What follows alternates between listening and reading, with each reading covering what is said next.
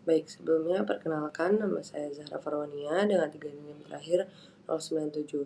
Di sini sebelumnya saya ucapkan selamat pagi dan terima kasih banyak kepada fasilitator kami, Dr. Made Leli Rahayu, spesialis THT KL, konsultan, subspesialis Auto, konsultan.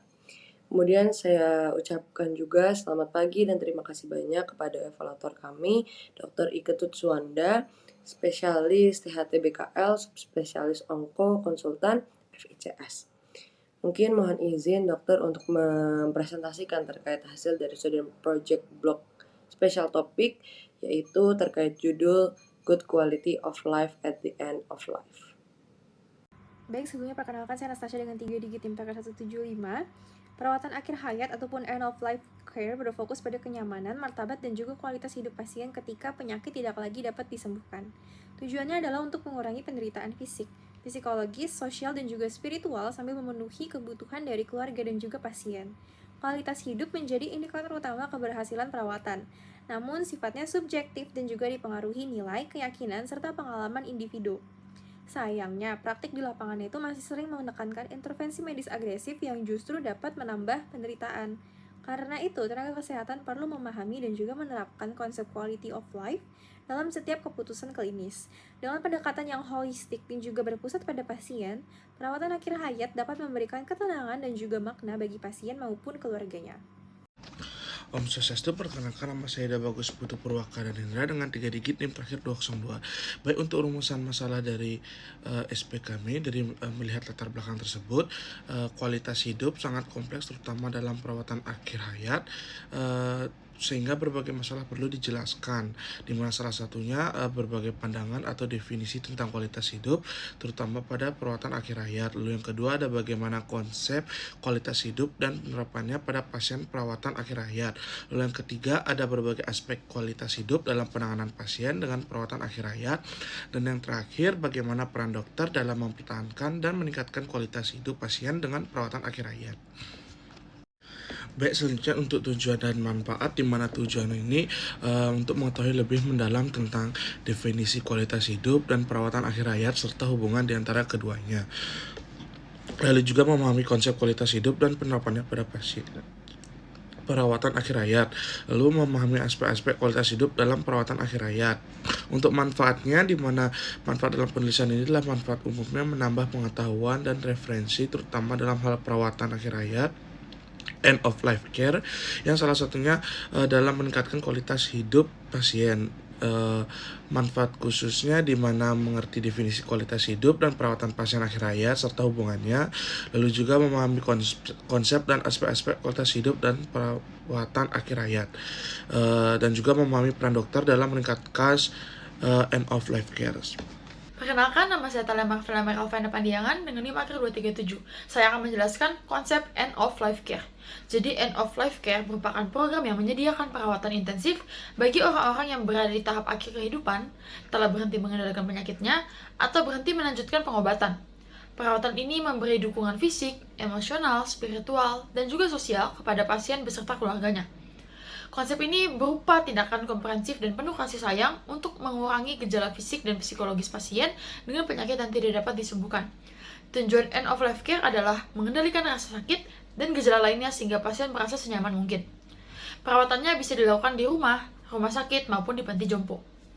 Pada akhir hayat, pasien membutuhkan lebih banyak perhatian dan perawatan manusiawi daripada pengobatan, sehingga manajemen untuk end of life care ini harus memaksimalkan kualitas hidup pasien dan pengasuh, memberikan dukungan fisik, mental, dan juga sosial yang memadai. Perkenalkan, saya Michaela Desa Sami dengan 3 digit NIM 157. Sini saya izin untuk melanjutkan dan akan membahas terkait mekanisme penerapan end of life cycle. Yang pertama, Foundational Concepts and Philosophies, yaitu pengenalan konsep hospice dan perawatan paliatif, literasi kematian, kehilangan, dan proses berduka, serta peran serta hak pasien, pengasuh, dan organisasi.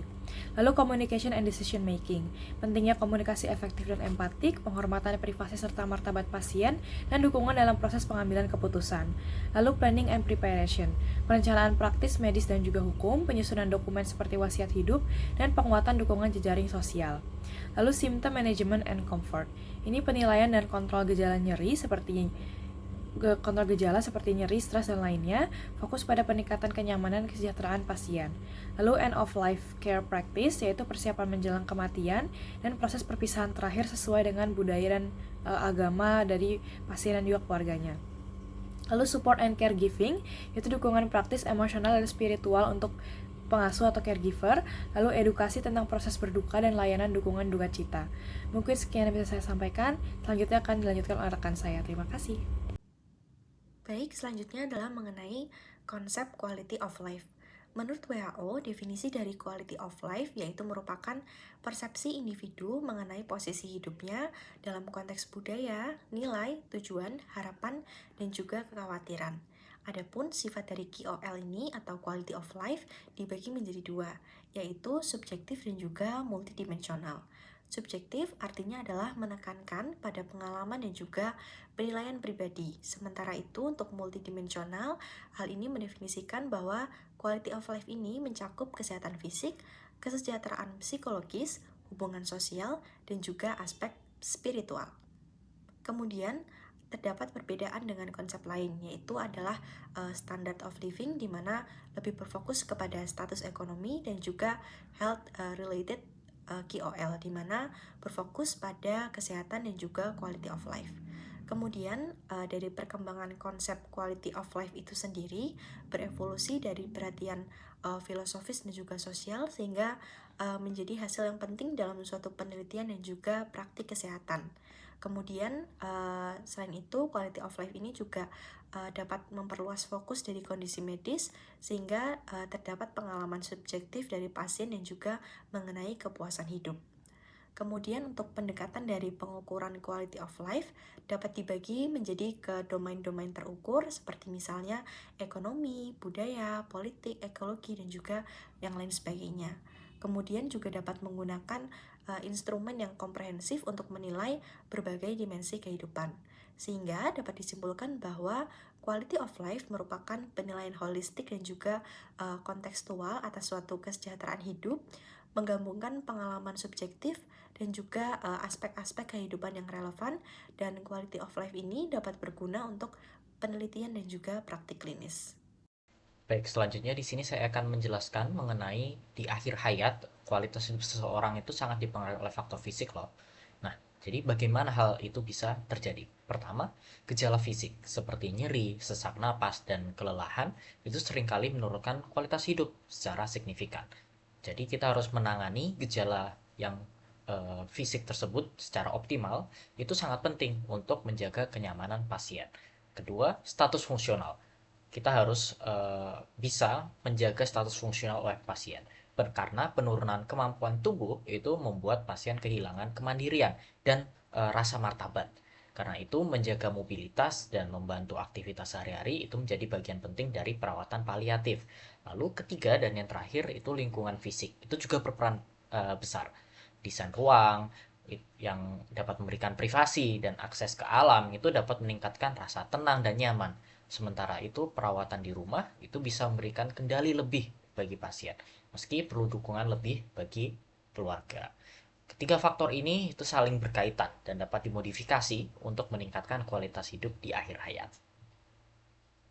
Baik, sebelum perkenalkan saya Maedus Sebastian Purnama dengan Digital 208, saya akan membawakan terkait dengan aspek psikologisnya di sini. Jadi di WHO itu menempatkan aspek psikologis sebagai salah satu dari 6 domain utama kualitas hidup. Dan ini sangat relevan dalam konteks perawatan paliatif. Bukti ilmiah terkini cukup kuat, di mana sebuah sistematik meta-review yang mencakup lebih dari 40 kajian menemukan bahwa perawatan paliatif mampu meningkatkan beberapa dimensi psikologis, seperti tujuan hidup, spiritualitas, self-efficacy, dan bahkan optimisme. Studi lainnya menunjukkan ada penurunan depresi dan risiko bunuh diri, menunjukkan dampak nyata terhadap kesehatan mental pasien. Namun, meskipun demikian, pedoman dari Amerika itu menegaskan bahwa kebutuhan psikologis dan psikiatris masih sering diabaikan. Padahal, penyakit serius hampir selalu memicu ada tekanan emosional, mulai dari kecemasan, depresi, hingga krisis identitas dan kehilangan otonomi. Beban ini juga dirasakan oleh keluarga dan juga caregiver, dan bila tidak ditangani dengan baik, ini dapat berujung pada kepatuhan buruk dan penurunan quality of life. Oleh karena itu, kunci dari perawatannya adalah screening proaktif dan rutin dalam menggunakan alat yang tervalidasi, dilakukan oleh tim interdisipliner. Setelah masalahnya teridentifikasi, intervensi dapat disesuaikan, mulai dari dukungan emosional dasar, CBT, mindfulness, hingga terapi dari psikiatrik. Peran tenaga kesehatan mental juga sangat penting untuk memastikan perawatan secara komprehensif. Selain itu, dukungan dari kelompok dan juga edukasi bagi keluarga membantu meningkatkan ketahanan menghadapi perjalanan penyakit. Dan sebagai dokter, kita perlu menormalisasi percakapan kesehatan mental, mengurangi stigma, serta memberikan ruangan yang aman bagi pasien dan keluarga agar mereka merasa bebas dalam membicarakan ketakutan dan juga harapan mereka terkait dengan kesehatannya. Baik, sekian dari saya, selanjutnya akan dilanjutkan oleh rekan saya. Terima kasih. Baik, selamat pagi dokter. Sebelumnya perkenalkan nama saya Viko Fernanda dengan 3 DJNM terakhir 059. Jadi untuk bagian aspek sosial, saya juga menjelaskan sedikit. Jadi dukungan sosial merupakan elemen krusial yang secara signifikan bisa mempengaruhi kualitas dan juga makna hidup pasien, terutama saat menghadapi penyakit serius dan mencakup 4 dimensi utama. Yang pertama itu ada emosional seperti empati dan juga ada dorongan ekspresi perasaan, kemudian instrumental yaitu bantuan praktis seperti keuangan, kemudian informasional pemberian nasihat ataupun bimbingan, dan juga kasih sayang seperti berbagi kasih dan juga persahabatan. Nah, secara klinis dukungan sosial tidak hanya bisa meningkatkan mood dari si pasien, tapi juga bisa memberikan rasa persahabatan dan juga identitas pada diri pasien. Namun ini juga terbukti mengurangi rasa sakit dan juga menghasilkan penilaian lebih baik terhadap kesehatan dan kesejahteraan umum. Lebih jauh lagi kita bisa melihat hubungan sosial yang kuat bisa memberikan motivasi dan alasan untuk tetap hidup bahkan ketika mendekati akhir hayat dari si pasien. Yang dimana ini juga bisa berfungsi sebagai pelindung psikologis yang bisa membantu pasien mengatasi kekhawatiran dan juga kematian dengan nilai mendalam dari kehidupan mereka. Baik, perkenalkan saya Made Galia Krisna Gautama dengan 3 DJNM terakhir 183. Kemudian dari aspek spiritual, yang dimana dimensi spiritual itu merupakan bagian penting dari perawatan holistik dan telah diakui WHO sebagai dimensi keempat kesehatan. Spiritualitas mencakup pencarian makna, tujuan, dan keterhubungan dengan diri, orang lain, alam, atau hal yang sakral. Pada pasien dengan kondisi terminal, kebutuhan spiritual meningkat karena adanya ketidakpastian dan kecemasan eksistensial, sehingga dukungan spiritual menjadi elemen penting dalam perawatan paliatif. Kegagalan memenuhi kebutuhan ini dapat menimbulkan distres spiritual yang memperburuk nyeri, keputusasaan, dan kualitas hidup. Secara empiris, kesejahteraan spiritual terbukti berperan sebagai faktor protektif terhadap gangguan psikologis dan berhubungan positif dengan kualitas hidup. Pasien dengan kesejahteraan spiritual tinggi melaporkan lebih sedikit nyeri, depresi, dan keinginan untuk mempercepat kematian. Karena itu, integrasi spiritual care sangat dianjurkan melalui pendekatan seperti dignity therapy, meaning-centered psychotherapy, dan life review yang membantu pasien menemukan kembali makna dan mengurangi distres emosional. Tenaga kesehatan memiliki peran sentral dalam proses ini melalui komunikasi empati, identifikasi kebutuhan spiritual, perlibatan keluarga, serta rujukan ke pemuka agama atau spesialis spiritual bila diperlukan untuk memastikan dukungan yang komprehensif. Baik, sekian dari saya, akan lanjutkan oleh rekan saya. Terima kasih. Tenaga kesehatan, terutama yang terlibat dalam layanan paliatif, memegang peran yang sangat penting. Perlu diingat, perawatan paliatif pada dasarnya didefinisikan sebagai pendekatan tim indisipliner di mana tujuan utamanya adalah peningkatan kualitas hidup. Kita tidak hanya fokus pada penyakitnya, tapi pada perawatan individu secara komprehensif. Salah satu poin yang penting adalah oleh banyak bukti ilmiah adalah dampak dari intervensi dini. Bagi pasien dengan penyakit serius, mendapatkan perawatan paliatif sejak awal terbukti jauh lebih unggul dalam segala hal. Bahkan integrasi perawatan paliatif sejak awal terdeteksi dapat memperbaiki kualitas perawatan di akhir hayat, menekan biaya, dan berpotensi meningkatkan survival atau harapan hidup pasien. Oleh karena itu, rujukan dini ke tim paliatif spesial sangat krusial. Untuk mencapai kualitas hidup yang optimal, tenaga kesehatan bekerja melalui 4 bidang utama. Pertama, pengolahan gejala yang komprehensif. Tujuannya adalah seperti pengolahan nyeri dan untuk meningkatkan kualitas call dengan menggunakan alat-alat yang tervalidasi. Kedua, perawatan multidimensi dan interdisipliner di mana kebutuhan pasien tidak hanya fisik tapi secara holistik, fisial, sosial, psikologis, dan spiritual. Ketiga, komunikasi dan penetapan tujuan. Ini diharuskan untuk menetapkan nanti dari goal setting dan tujuan perawatan. Keempat, dukungan psikososial dan spiritual. Penderita ini tidak hanya sosial fisik, tenaga kesehatan juga wajib menangani masalah psikologis, kejiwaan, dan spiritual pasien. Baik, perkenalkan nama saya Ahmad Zidan dengan 3 tim terakhir udah 3. Jadi di sini saya akan menjelaskan pada bagian kesimpulan dan saran. End of life care merupakan pendekatan holistik yang bertujuan meningkatkan kualitas hidup pasien terminal dengan mengurangi penderitaan fisik, memberikan dukungan psikologis, memperkuat hubungan sosial, dan memenuhi kebutuhan spiritual.